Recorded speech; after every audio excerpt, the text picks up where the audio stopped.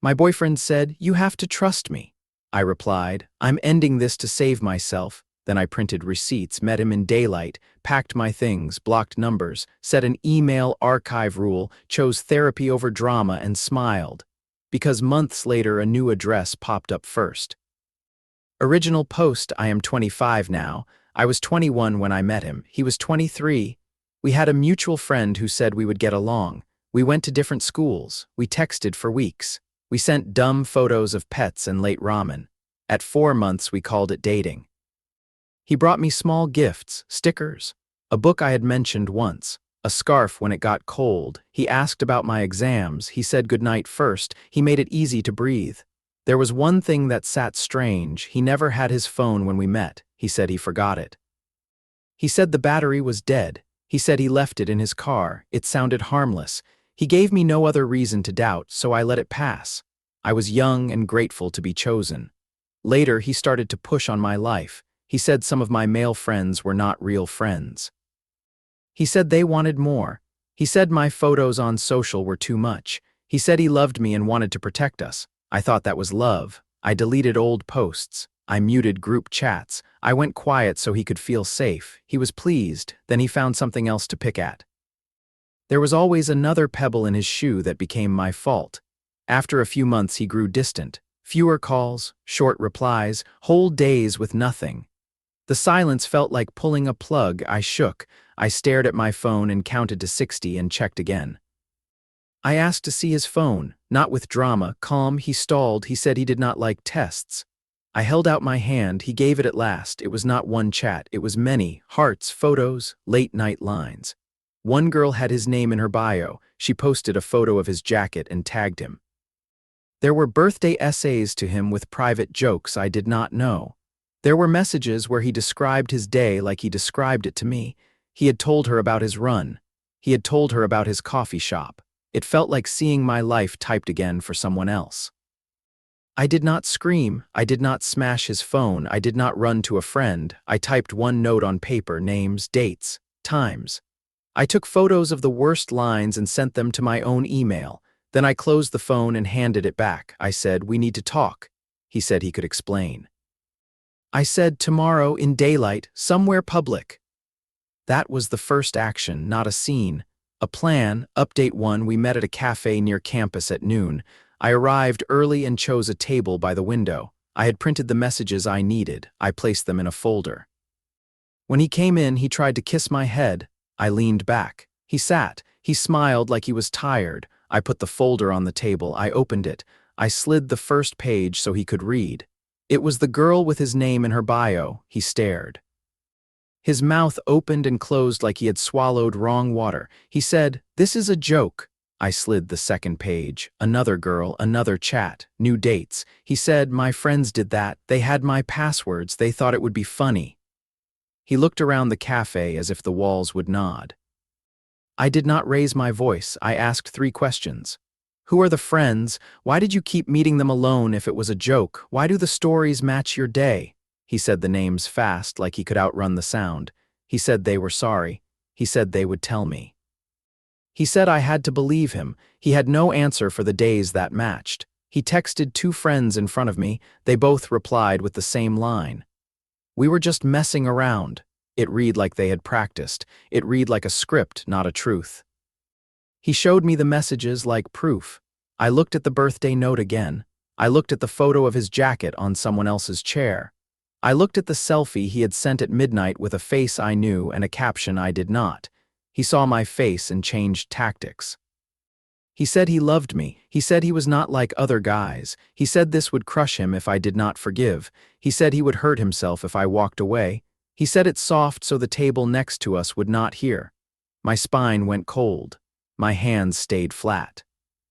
I said, "I need space." He cried. He said, "If you leave right now, I will do something bad." I said, "I am leaving this cafe. I will text you later." I stood. He did not stop me in the room. He messaged me after and said he was serious. I called a friend and said the words out loud. She stayed on the phone until I was back in my dorm. I locked the door and watched it. It felt like standing guard. He and his friends messaged for hours. They said I was cruel. They said they were confessing to protect him. They said I did not love him if I did not believe. I did not reply. I slept 2 hours and woke shaking. My chest hurt like someone had placed a stone on me. Update 2, I went quiet in my head for a week. I went to class, I ate little. I wrote a list titled Safe. The list had 3 tasks: talk to campus counseling, tell the mutual friend who introduced us that I did not want shared events, gather my own things from his place in daylight with a friend.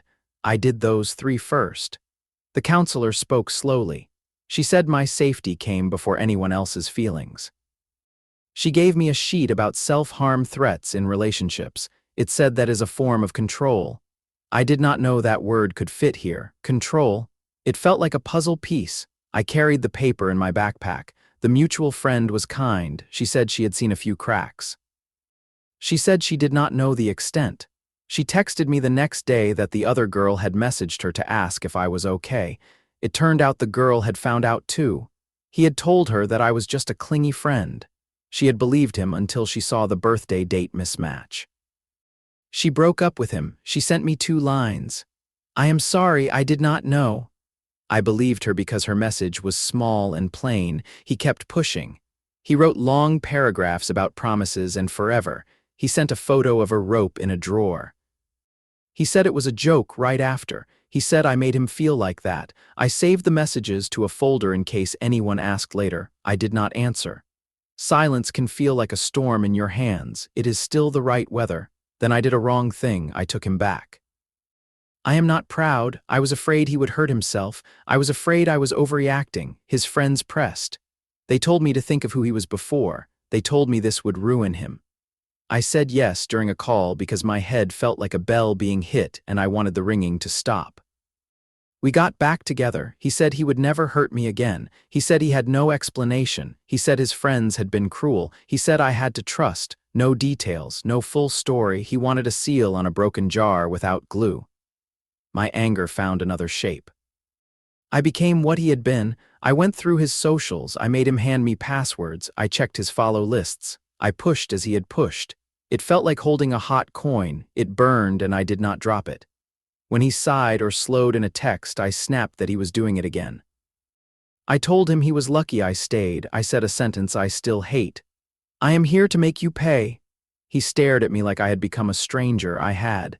The months that followed were bad for both of us. I threw fits about small things. I used threats he had used first. I mirrored his lines back to him. I punished him even when nothing new had happened because something old had never ended. I got sick from it. Panic attacks, shakes, a grade dropped, a friend stopped calling. I lived inside the jar I had tried to seal. Update 3, he finally said he was done. We were in his kitchen with the morning light making dust look like snow. He said he could not fix what he had broken. He said he loved me, but he did not know how to earn trust. He said I had punished him enough. He cried. He asked if I could forgive. There were no facts. There was no timeline. There was a boy in a kitchen and a girl who could not breathe. I had a panic attack that night. I could not feel my hands. My heart felt like it was sparking in my throat. My roommate called for help. They gave me a small white pill and oxygen. They asked if I was safe at home. I said yes. They asked if I had thoughts of hurting myself. I said no. The doctor told me to rest. He told me to drink water. He told me to talk to someone. Simple orders. I held onto that.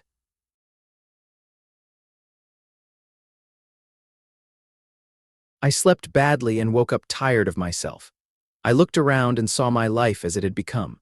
No hobbies, no friends near, a screen with messages in all caps, a calendar with canceled plans. I made tea and sat on the floor. The tea got cold. It did not matter. I knew what I had to do and it was not revenge. I met him in a park at noon. I chose a bench where people walk by. I brought no folder. I brought no list. I said, I am sorry for becoming someone I do not recognize. He nodded and started to speak. I held up a hand. I said, I am not taking you back if you ask. I am not asking you to wait for me if I change my mind later. I am ending this to save the part of me that tells the truth. He closed his eyes. He said, I understand.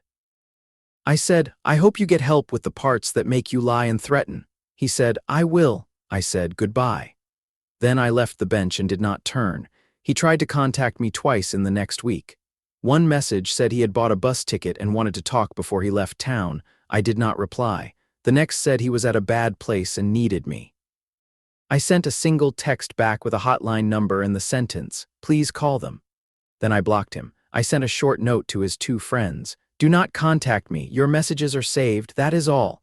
I blocked them too. Final update, months passed. I pulled my grades up. I joined a drawing class at the community center on Wednesdays because it was cheap and I used to like pencils. I started running small loops around the track. I slept. I ate real food grown-ups eat. I deleted the folder of screenshots on a sunny morning after I printed 2 pages for a paper record and put them in an envelope in a drawer. I kept the hotline number on a sticky note, not for him. For the day a friend might need it. I messaged the girl who had been dating him. I said I hoped she was okay. She said she had moved on. She said she had learned the shape of her boundaries. She said she blocked him too. It helped to read that someone else had stepped out of the same fog. His friends tried to paint a new story online. They posted that rumors had ruined a good man. They wrote about loyalty. They typed the word innocent with too many letters. I did not answer. People who needed me to be a villain had their script. People who wanted to know what happened already knew. He sent one last email months later from a new address. I did not open it. I forwarded it to my own archive rule that says, if from him, Mark Reed, move to folder. Not hate, not fear, a system. My counselor smiled when I told her I had done that. She said systems save energy. She said energy is for life, not fights. Work came. Graduation came. A small new city came with it. I moved into a studio with a door that closes and a window that faces a tree. I set up my desk by the light. I put up one frame. It holds a drawing of a bench I sketched in class. No quotes. No names. Just a place where a person can sit and decide a truth without noise. People ask me sometimes if I got revenge. I do not give them the big speech. I say one line. I stopped letting him decide who I am. That was the only revenge that did not burn me too. For a while, I carried guilt for who I became in the middle. I had used the tools that cut me to try to cut back. I had said things that made me feel powerful and then hollow. I had thrown fear at fear. It took time to set those down. I said sorry to myself in parts. I said sorry to a friend I had pushed away. She forgave me. She made me soup once and we ate it on the floor. It tasted like noodles and sun. He is not jobless or ruined as far as I know. He still posts photos of shoes and coffee on private pages a mutual once showed me by mistake. The other girl is dating someone kind. The mutual friend and I still talk about movies. His 2 friends moved on to other games with other people who do not know yet. Not my job to warn the world. My job is my life. I walk in the mornings. I leave my phone at home sometimes because now I know that is fine when you are not hiding. I make tea and drink it before it goes cold. I keep my socials small, not because he asked, because I like quiet. I speak up when something wrong touches me. I have a list taped inside a notebook. It is titled Safe Again. It has 5 lines now: sleep, eat, move, create, laugh. It is not a cure. It is a map you can use even when the fog rolls in. Sometimes on a bus late with the windows fogged, I remember the cafe table and the folder and the way his face tried to find a shape that would keep me. I feel nothing now. Not hate, not sweetness. Not the sharp pride I mistook for strength when I was mean, just air. The first red flag was small. He never had his phone. It sat like a pebble in a shoe. I kept walking and told myself the ache meant love. Now when a pebble shows, I stop. I take off the shoe. I shake it out. I keep going. That is what I learned. Last week I opened the drawer with the envelope. I thought I might burn it or bury it. I did neither. I wrote one line on the outside with a pen. This is what you survived. That is all. I put it back and went for a walk without my phone because the sun was out and the track was empty and I liked the sound my shoes made on the rubber, soft and sure. I passed a bench and thought of a younger me counting my breaths and hoping a boy would pick me. I wished her a steady room. I wished her honest friends. I wished her a kettle that clicks and a plant that lives. Then I kept going. If you are reading this for a plan to hurt someone who hurt you, here is mine. I built a life they cannot enter. I told the truth in short lines. I kept my receipts for a while and then put them away. I did not chase their name across screens. I chose my own. That is the whole story. The last thing I kept from that time is a text I sent myself on a bad night. It says, breathe, drink water, take the pebble out. I still read it sometimes. It still works.